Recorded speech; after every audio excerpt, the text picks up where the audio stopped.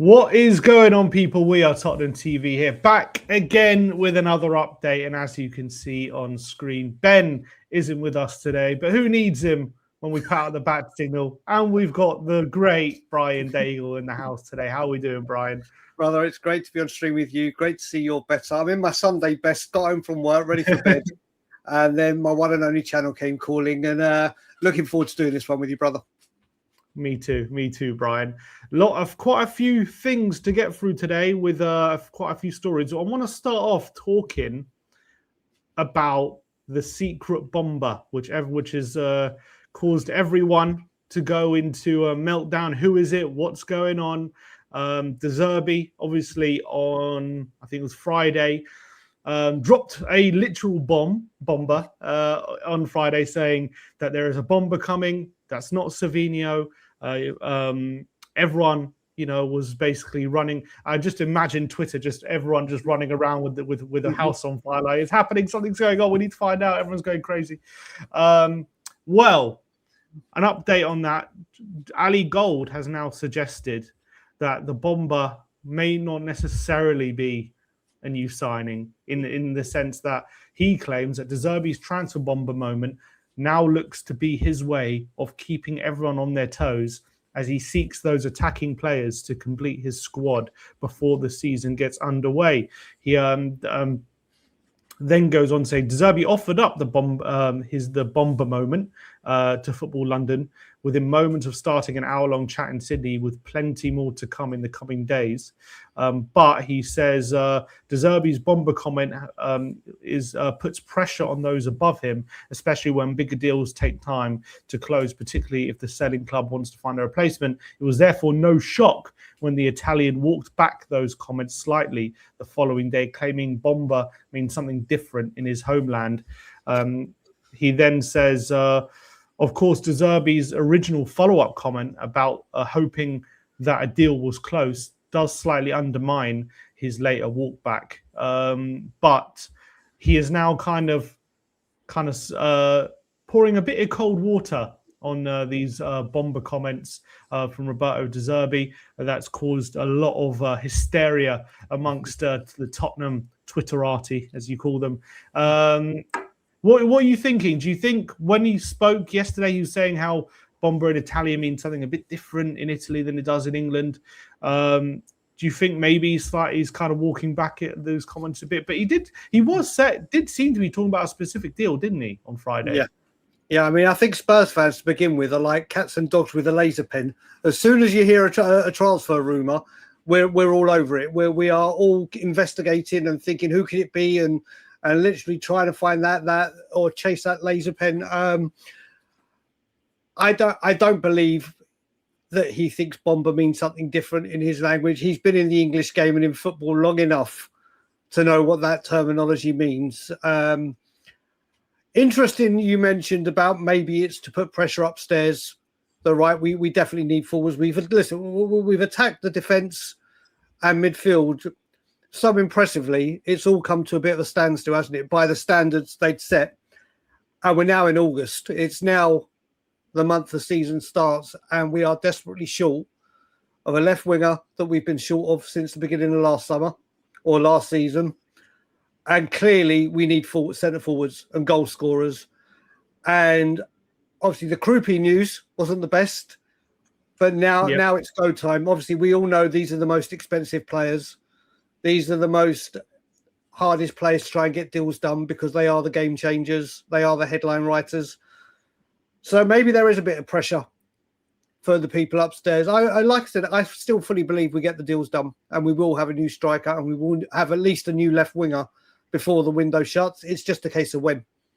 Yeah, I'm confident as well. And De Zerbi also clarified yesterday he expects between 2 and 3, potentially more, to come through the door between now and the end of the window. And he has mentioned, a few times now, we're looking for players who score goals. He also mentioned looking for maybe height, to help with set pieces and stuff. But mainly he's saying, he said we're looking for our first choice attackers, not, players to help the squad, like players to be in the team. So it's not like it's a secret or something the club don't know that what we need. So about people complaining that we need goals, we need this. I think the club have said that's what we're going for. Like that's what we know we want. So like, is you can complain all you want. We're trying to get that in, right? I think that's clearly the plan.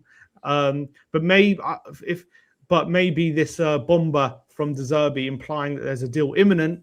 Maybe it wasn't quite the case. We'll have to wait and see in the next few days. But maybe he was kind of embellishing the truth a bit to try and put pressure on the hierarchy. Which, to be honest, if that was the case, I don't mind it. I don't mind De Zerbi doing that. And I think all great managers use the media as a tool, don't they? Yep. To try and get their message across. Maybe they embellish the truth sometimes. I think I've come to realize a lot of what De Zerbi's saying isn't always 100% honest. Like, I think a lot of the time he's saying things for a purpose, and it's not always just to speak to the fans in a sense of trying to give us all the information that we want to hear or we want to know. Obviously as fans, we want the managers to be honest and we want to know what's going on. But the managers obviously got their own agendas, and they, for example, last season when he was asked about Palhinha, do you want him to stay? Yep. And he says 100% I want him to stay. He was like so definitive, and he was, convinced everyone, we're getting with Palhinha staying, right? And then what happens if, as soon as the season ends? Actually, we're not keen on having him stay. I just think he says a lot of things in the media for his own purposes, like to get the best out of the players, in the squad, or to, put pressure on the hierarchy to get the signings, to use that power he now has as the manager who kept us up, and this manager we're building a project around, and he's using that power in the media to basically send a message to higher ups. I'm going to tell the fans we're getting a signing, so you better get one over the line, otherwise they're going to go mad at you. Yeah, I mean, Sim, this is the thing. We've heard this before, haven't we? But the board and the owners have failed to deliver on multiple occasions, and now maybe De Zerbi is saying this, as like they said, our actions will speak louder than their words, and they have done. They have done for the first part of the window, but now we are in the area. I mean, when he announced that bomber, De Zerbi, was that before Krupi's injury was confirmed, or was it after? After. Okay, so it wasn't, because obviously if it had been before, that could have been the one, and then obviously he got injured and it's poured cold water on that one. This is the thing. We clearly know he was number one, clearly in the forward position, and now we see where Spurs pivot, because he is off. He's off the market, isn't he? Really, we're not going to make a bid for him and miss him out for 3-4 months. So now we see where Spurs pivot and what the option B or 1A and 1B is. And Spurs got to get a wriggle on with this. And when it comes to Zerbi in the media, and potentially him, saying what he needs to say, not necessarily the truth. How do you feel about that? Do you feel that is true? Do you feel that is the case, that he maybe lies or isn't 100% honest, or do you think he is trying to be honest? It's poker, isn't it? It really is. It's poker, and he's playing the hands that he's got. We'll never know what the hand is until the end of the window. And I think at times the media are so heavily involved in football, the mainstream and social media, YouTube channels and everything, that you got to play the game now, haven't you? Yeah, true. And I think he's good. Great managers before. I remember Mourinho, Sir Alex, they were all very, very good at doing that kind of thing with the media, playing the media, and not just, playing the media narrative, but also putting messages out there for the players to hear and whatever to try, and also the oppositions as well, to try and affect how they're thinking, all that kind of stuff, mind games and stuff like that. So looks like De Zerbi might be doing the same thing here with Tottenham. But let's get into some transfer news. We're going to talk about Cody Gakpo first. Let me just get him up. So Cody Gakpo, according to Paul O'Keefe, Cody Gakpo, out of all the candidates, is the one Tottenham would like to get done the most. Roberto De Zerbi really rates him. And according to Team Talk, they're claiming that Spurs have held positive discussions with Gakpo and his camp. The Dutch forward is open to making the move, but Liverpool are currently not keen on a possible sale. So that could be a stumbling block, obviously, with Cody Gakpo. There's been a lot of discussion about Cody Gakpo over the last 48 hours after Paul O'Keefe, said about how he's our top target and he's one we really want. But if I've always said, with Liverpool, their front line is so thin at the moment. I find it very hard to believe they would be willing to let him go right now until they've got their players over the line to allow him to come to Tottenham. So this might be one we have to wait for. If he's the bomber, I don't believe it's imminent. What do you think? Well, I mean, you got to look at it. Only a few years ago, you're talking about Liverpool with Mane, Salah, Firmino, Diaz, the late Jota, rest in peace, Nunes, and Cody, even though his name's there, I'm not going to try and say it. But they had so many forward options and it looked frightening. Now they're really, really thin. We've discussed this, you and I personally, on this channel as well. I'm very meh with him, but I do think instantly he comes in and makes Spurs better in the front line. Do Spurs see him as the striker? And will he be able to bang the goals in knowing he'll be at Tottenham as the number 9, the starting number 9 and the main man? Maybe. But then again, maybe not. He could have a frustrating season like Liverpool, or he could have a World Cup where he's ruthless. I think we could get better, especially at £72 million, which is the rumoured kind of asking price. I think that's actually, it's not our money. I think it's astronomical. I would rather go for a Garassi or Marmouche, but I blow hot and cold with him. I really don't know. But like I said, he improves Tottenham's front line immediately. Yeah, but to be fair to Gakpo, he does get goals and assists, doesn't he? And he's been in the Premier League now for a few years. If you're looking at players realistically who are Prem proven, who were able to attract, like Gakpo is probably near the top of that list. Like I can't think of loads of players who get the goals that he does consistently, who are kind of in our ballpark. I understand, I think given the fact we've got Tonali and Fernandes, we spend such big money, it's given this expectation that we're gonna now, go massive in the forward line. I'm not saying we're not. I'm just saying it's given this impression we're gonna go and get real like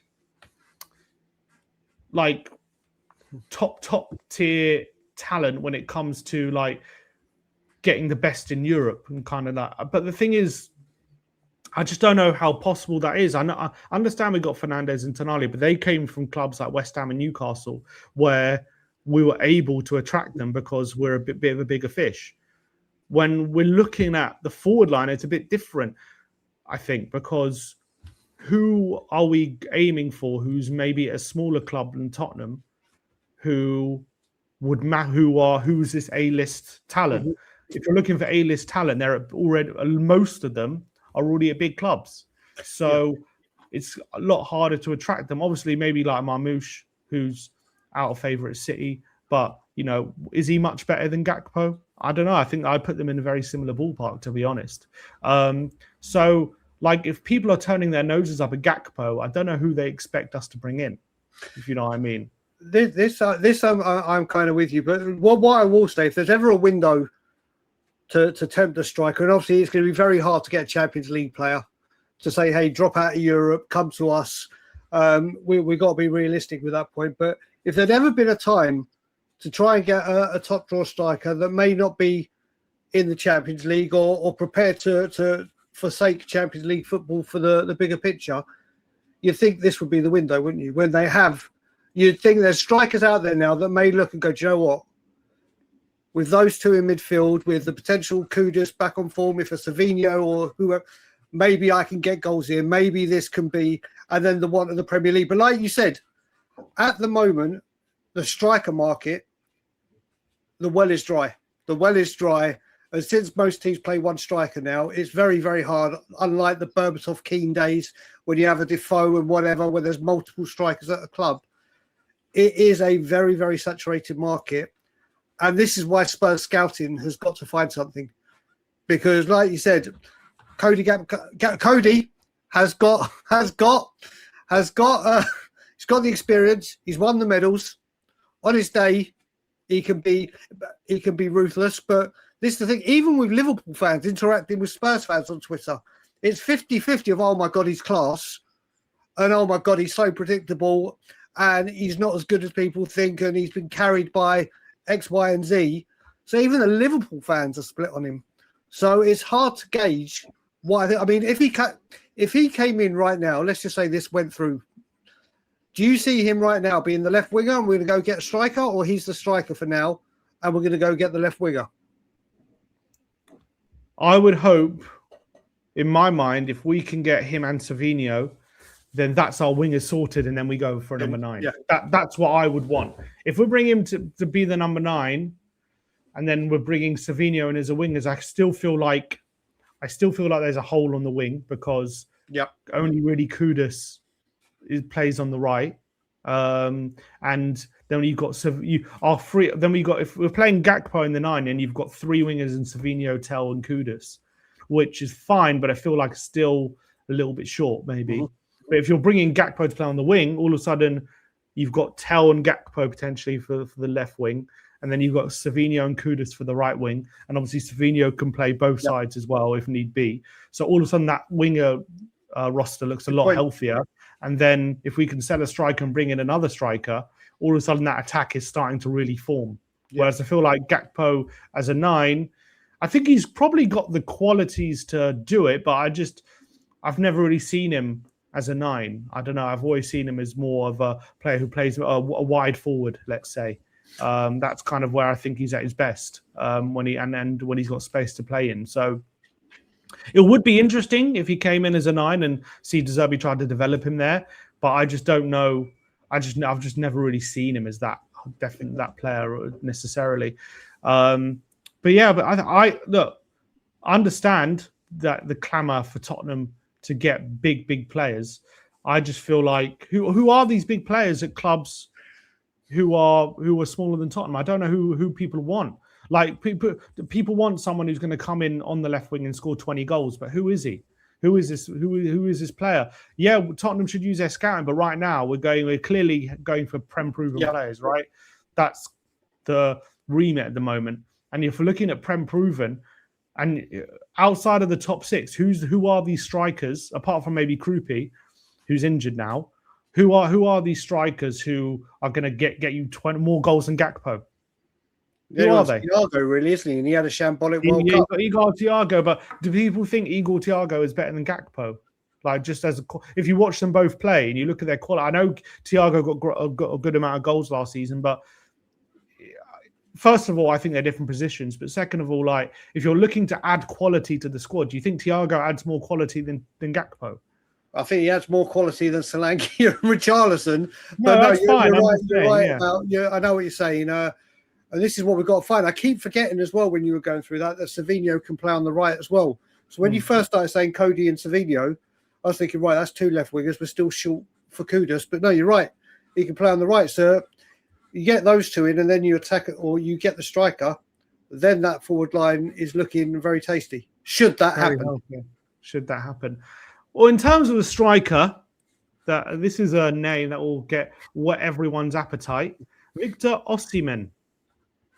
Someone who everyone has been clamoring for, and everyone is saying, get Osimhen in, we've got the money, get in Victor Osimhen. Well, according to Ekrem Kunar, who is a Turkish journalist for Court Offside, Tottenham have made an initial approach worth 50 to 55 million to Galatasaray for Victor Osimhen, but the Turkish champions want 65 million, with United, Chelsea, and Atletico also monitoring the situation.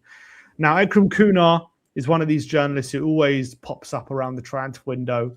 And if I'm being completely honest and 100 with the viewers, he almost exclusively chats absolute bullshit. So... when you come up, exclusively bullshit. So I can't sit here and say, because he's reporting it, it's likely at all. In fact, it probably makes it less likely, I would say, the fact he's reporting it. But Do you think could there be any legs to this? Mate, do you know what? I quite retweeted this morning about, I think it was all breaking about 3-4 o'clock in the morning my time, like 9 a.m. or whatever it was your time. And I went along the lines. It's been so long since the dreams come true, Spurs wise, player wise. We need a quality striker since Kane. I'm gonna. You got a dream. I would love this to happen. And the only reason that I haven't mentioned him all summer is because I thought his wage bill would be astronomical. We know how high his wages. This guy would be incredible up front for us. Incredible. But yeah, like you said, I didn't realise when I quite retweeted it that this guy, which you alerted me to, it speaks exclusively in bullshit. So so I go from one extreme of no Ornstein, no news to literally the swamp, and got excited just to have a brief dream. This guy, mate, this guy would be astonishing in the Premier League. He's just a born goal scorer, isn't he? Yeah, he's one of these very few strikers on the market who's at a non-elite club who could be available if you pay the money. The reality is there's a reason he's at Galatasaray, and that's because no one was willing to pay the money back a few years ago. And he was asking for astronomical wages and signing on fees and bonuses and whatever. And it was putting off the likes of PSG and Chelsea. And if you're putting off the likes of those guys when it comes to your demands, it makes it hard to believe that Tottenham are able to meet them. But then again, this is a new Tottenham. And then this is a Tottenham that's willing to splash the cash. So could we potentially meet his demands? Could we convince him to come to the Premier League and, come back to a major league, really resurrect that ambition that we, when he was at Serie A winning titles and competing for golden boots? Does he want to come back to that? Or is he just happy at Turkey, happy earning his money and not bothered about, playing on the biggest stage anymore at this point? He's been there for a couple of years now. So has he got used to the idea of just staying at Turkey? I would love him. And if you can convince someone like Osimhen to come and get him and playing at his best, you potentially have one of the best strikers in the whole of Europe. We've seen that. He is a phenomenon. He is strong, quick, incredible finisher, amazing technically, an absolute handful. Some of the goals he was scoring at Napoli, some of these like kick-up volleys and incredible finishes. He's so athletic as well. I would love him through the door. But just something tells me there's a reason he's at Galatasaray and there's a reason why no one's been able to get him out of there. And I don't know if Tottenham are the club to do it. And I really hope they are. But I wouldn't rely on Ekrem Kunar to tell me that we are. Yeah, I'm going to, like I said, I mean, over the years, Spurs have been blessed throughout the generations to sort of seen strikers that when they go through one-on-one, you're like, okay, start walking back to the halfway line. It's a goal. The Kanes, the Linekers, the Berbatovs, the Klinsmans, the Sherringhams, and we can go the Defoes, the on and on with the great strikers, Jimmy Greaves. But literally, what we've had to deal with since Kane's going is they could be through one-on-one and we still doubt them. You see, you get this guy in, he's through one-on-one, you bet your house that it's ending up in the back of the net, and he would have that arrogance, that swag. I would love to see him in the Premier League, and obviously, most importantly, in a Spurs shirt. I think he could terrorise defenders. I think he could literally, and at 55 mil, when we're talking about Gakpo, Cody, did I say it right? Cody. You say the P before the K. That's your problem. I know. That's my problem. I don't know why this is such a problem for me. But yeah, you look at the value. Yes, his wages will probably be night and day compared to Cody's. But if there was the remotest, slightest slither of a chance that Spurs could get this done, they've got to pursue it, haven't they? Yeah, 100%. I think you would have thought, given how we're moving, we've at least weighed up the option of getting him in. But whether we've concluded it's unrealistic or whatever, I don't know. But I would like to think he's one where we've looked at and think, because obviously he's played in Serie A and that's a division that De Zerbi knows very well. So he's going to be very, very aware of him and how good he is. So I would love it, but let's hope for some more reliable reporting on it. Next up, we are going to be talking about another loan deal for one of our youngsters. and that is Mason Melia. The 18-year-old are now Irish full international, isn't he? Incredibly, Mason Melia. So a player with a lot of people have very, very high hopes for him. Let me just get him up. According to Lily White Rose, Mason Melia is in advanced talks with Championship side Lincoln City on a season-long loan. Tom Barkley actually reported earlier today that as many as 30 clubs from England and around Europe have declared their interest in Mason Melia, which is an astonishing number of clubs, I would say, looking to loan him. But looks like he is set for the Championship for his first ever loan deal at 18 years of age. So obviously Lincoln just got promoted to the Championship last season from League One, so they might be one of the favourites for relegation. So whether that's maybe the smartest move for his development, we'll have to wait and see. But another exciting loan deal, considering, you know, all the youngsters we've got at the helm, everyone's getting very excited about. I think Melia's one who's gone under the radar a bit, but it's very exciting to see him in the Championship potentially next season. Yeah, Lincoln away, ole, ole. Like of all the teams. I've got a lot of Irish friends out there that are living in Ireland, not just Spurs fans, and they speak wonders about this kid. They're literally talking about him as like the heir to the Robbie Keane throne. Now, obviously, he's very, very young and it's very, very early days, but they expect huge things from him. They really do. He's come over here. He's joined us now. I think a Championship loan would be great for him. I honestly, and then we can really see what this kid is. Obviously, we got rid of Lancashire. We've been getting rid of youngsters. Maybe because, like we see with Hardy and what some of the youngsters we've seen, that maybe some of these people can go, because I'd really want to see what this kid can do. Because the way that the Irish fans, Spurs fans, are not even Spurs fans, the Irish in general, the fans are talking about this kid. They are very, very excited that this could be the new jewel in the crown for them. So Championship loan straight away would be fantastic to see. Yeah, it would be. It'll be a really good move for him, and obviously you get to judge kind of what level he's at and to see, you know, how ready he is. So obviously we've seen Lancashire move to the Championship and do really well there, but he was a bit older. We've seen the likes of Devine go to the Championship when he was a bit older as well, and he did really well. So if Melia can go to the Championship at 18 and you know, have a good season, that says a lot about him, doesn't it? And says the talent we have. You had to bring Alfie Devine's name into it, didn't you? You just had to. Sorry. You had to quickly whilst I wanted to bring a tear to your eye. Let's talk about Savinho, the never-ending story. Never-ending story. Ain't that the truth?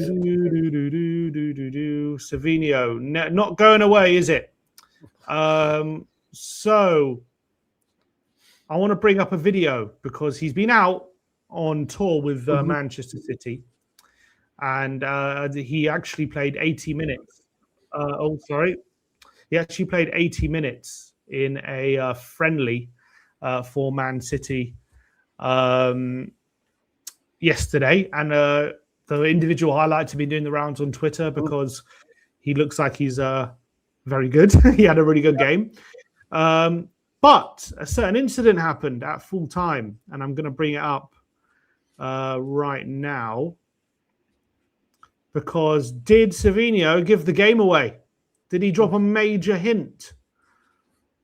Here is a video of Savinho at full time yesterday. Let me know if you can hear this. Savinho, come to Spurs. So maybe you saw that. There's Savinho near the bottom of the tunnel. So a fan shouts, Savinho, come to Spurs. Come to Spurs. And there he is, putting his thumb up. Is that a confirmation from Savinho? Let's just I saw this right video. there. I saw this video 100 times right yesterday, there. and I couldn't see the thumbs up that everyone was talking about. But now that you've now I see it right here. He's got his thumb up at the suggestion of coming to Tottenham. Has he dropped a bomber? Has he confirmed the deal? Is he giving a hint away? What do we make of Savinho giving his thumbs up to a Tottenham fan shouting, "Come to Tottenham"? It could just be a major coincidence that he heard his name Savinho and he just put his thumb up. Or this is what we've come to in this never-ending saga. That is literally come to. Let's go freeze frame by frame. Let's do it. Let's watch it in 0.25 speed. Come to Tottenham. There it is. And the thumb up. Very clear indication of positive thinking. Well, let's think about it. He's twerked online. He's followed all the players. That's probably the next bit in the collection of, can you just get me to Spurs, please? Exactly. So let me just get that up. Is that Savinho to Tottenham confirmed? Is this the conclusion?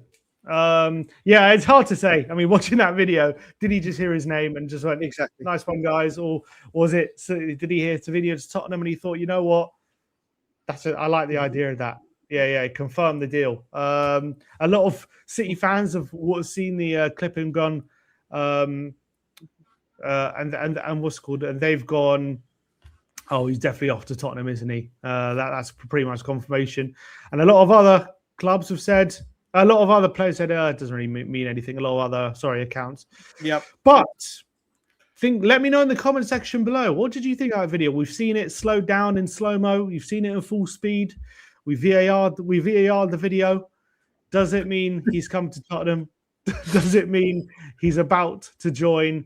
Or did he mishear something? Is there something else at play? Let me know in the comment section below what you think. May I have to say very quickly with this, I am just so bored of this now. I just wish Spurs set a deadline and said, right, you either let him come to us by XYZ or it's done. We move on. Because you know what? I was watching. Go on. I was just about to say, I was just literally about to say, if we get done by Manchester City for Savinho 2 summer windows in a row, then we've got egg on our face and we look silly. You know, I was watching the clips yesterday of him during the game, and he looked so electric. I'm thinking, he just isn't coming, is he? He's playing so well. The life of a Spurs fan. I was just watching and thinking, this ain't gonna happen, is it? Like, he's good. Like, he's actually a good player. They're not gonna let him come to us. Why are we thinking he's coming? Why are we all so sure? Like, I just got this pit. Like, I almost wish I was watching a disaster class. Then I'd be convinced that we could get him. But I was watching him ball out, and I'm like, I just got this like pit in my stomach. I was like, he ain't coming, is he? Like, this ain't gonna happen. Like, he's actually a good player. Like, the City are just not gonna let him come to us. Hopefully, the Spurs private jet on the way back from Australia can stop off and just kidnap him and say, right, he's hostage. Sign the goddamn let him go. What value? And get it done, because this it's just, Joe, when everyone's speaking about it and wanting to get it done now, as soon as you hear the word Savinho, it's like, okay, what's the latest development? That actually isn't a development. All right, the last story we're going to talk about quickly is Mateus Fernandes. Obviously, Twitter, as per usual, X, was set ablaze by these rumors of a potential ACL for Mateus Fernandes. Is he injured? Is he not? What's going with him? There was these rumors that he had done his knee in. What is going on here? The overlay seems to be stuck. On a sec. And obviously, what played into these rumors even more was the fact that he was left out of the game, the friendly against Chelsea, unavailable, and he was left out of the game, the previous one against Sydney FC as well. But we have some quotes from Mateus Fernandes. He was asked about his injury. He said, I saw my friends, they started to call me. They asked, what's going on? Are you injured? He said, no, I'm just a little fatigued, but it's not too serious, and now I'm ready. So Mateus Fernandes pouring cold water on these vicious rumors of an injury and a serious one. Obviously, De Zerbi saying he's just got fatigue in his calf and he's going to be ready for London. But then again, we've seen managers before say it's just a knock, it's just a little thing. And then 6 months later, we're still wondering where they are. So, you can never be too sure when it's Tottenham, can you? When a manager says, "Oh, it's nothing too serious," but Fernandes himself saying, pretty much confirming, nothing to worry about. Yeah, and you know what, Sim? You look at it. Thank God he didn't play on that pitch yesterday.